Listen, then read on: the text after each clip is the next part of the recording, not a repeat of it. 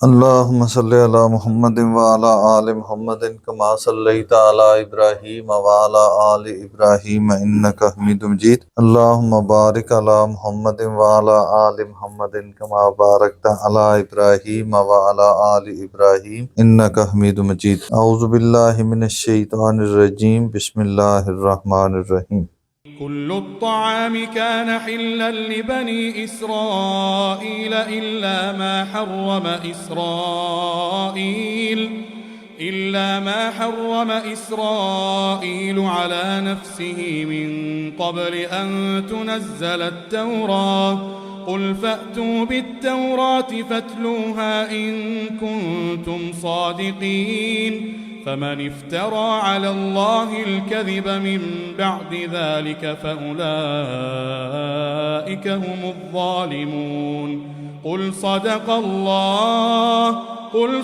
الله فاتبعوا ملة إبراهيم حنيفا وما كان من المشركين۔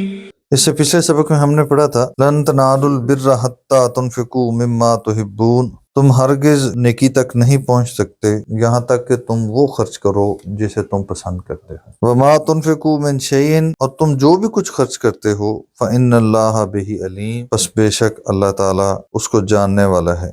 یہودیوں نے خاص طور پہ، بنی اسرائیل میں عیسائی بھی شامل ہیں، لیکن سازشوں میں اور اعتراضات میں یہودی ان کے استاد ہیں۔ یہودیوں نے اس بات کا اعتراض اٹھایا جب کسی قسم کی کوئی دلیل کارآمد نہ آئی تو رسول اللہ صلی اللہ علیہ وسلم کی ذات پہ یہ اعتراض اٹھایا کہ پچھلے انبیاء جن چیزوں کو حرام سمجھتے تھے، یہ محمد صلی اللہ علیہ وسلم کہتے ہیں کہ وہ بھی ملت ابراہیم پہ ہیں، تو پھر ان چیزوں کو جو ایک عرصے سے حرام چلی آ رہی ہیں یہ حلال کیوں کر رہے ہیں؟ یہ تو ملت ابراہیم کی خلاف ورزی کر رہے ہیں، اس سے روگردانی کر رہے ہیں۔ اونٹ اور خرگوش کا گوشت جو ہے یہ حلال قرار دے رہے ہیں، جبکہ پچھلی جو شریعتیں ہیں ان میں تو یہ حلال نہیں تھا۔ تو اس بات کا اللہ تعالیٰ نے ان آیات میں جواب دیا۔ کل الطعام، ہر کھانا، کانا تھا ہلن حلال، لبنی اسرائیل،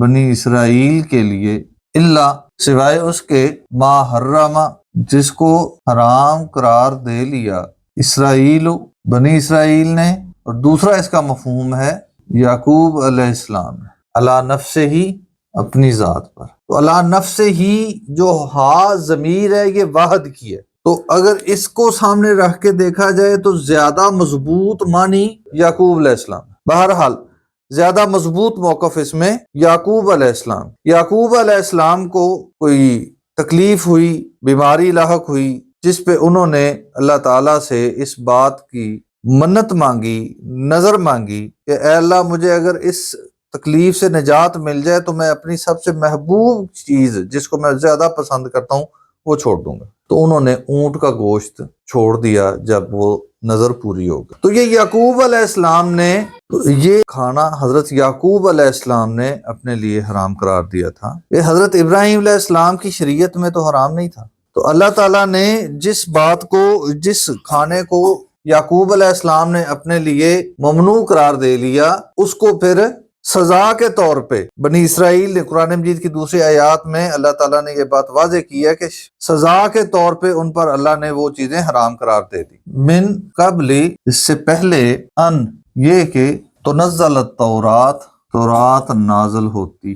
اللہ تعالیٰ فرماتے ہیں کہ تورات کے تو نازل ہونے سے پہلے یعقوب علیہ السلام نے جس کھانے کو اپنے لیے حرام قرار دیا تھا صرف وہ حرام کرے۔ تو بنیاد کیا بنی؟ کون سی ذات بنی؟ یعقوب علیہ السلام، ابراہیم علیہ السلام تو نہیں ہے نا۔ قل، کہہ دیجئے، فَأْتُوا بِالتَّوْرَاتِ، تورات کو لے کر آؤ، فَاتْلُوهَا، بس اس کو پڑھو، ان کنتم صادقین، اگر تم اپنے دعوے میں سچے ہو۔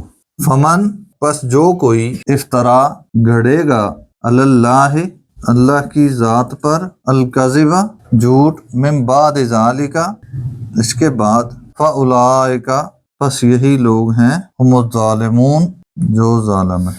جو لوگ اس بات کو اللہ کی ذات کے ساتھ جوڑ رہے ہیں کہ اللہ نے یہ کھانے حرام قرار دیے تھے، وہ اللہ پر جھوٹ باندھ رہے ہیں۔ تورات لاؤ اور پڑھو، اس میں حقیقت سامنے آ جائے گی۔ قل کہہ دیجئے صدق اللہ، اللہ تعالیٰ نے سچ فرمایا، جھوٹ تو تم کہہ رہے ہو، فاتبعوا پس تم پیروی کرو، ملت ابراہیم حنیفہ، ابراہیم علیہ السلام کے یکسو دین کی، وما کان من المشرکین اور نہیں تھے وہ مشرکوں میں سے۔ تم کہتے ہو کہ تم دین ابراہیم پہ ہو، ابراہیم علیہ السلام کی تو ساری زندگی توحید کی خاطر گزری، اطاعت کی خاطر گزری، وہ تو مشرک نہیں تھے، تم تو شرک کرتے ہو، تو کیسے ملت ابراہیم پہ ہو؟ اگر تم اپنے آپ کو ابراہیم علیہ السلام کے وارث کہتے ہو تو پھر ان کی دین پہ چلو، شرک چھوڑ دو۔ اللہ تعالیٰ سمجھنے اور عمل کرنے کی توفیق عطا فرمائے۔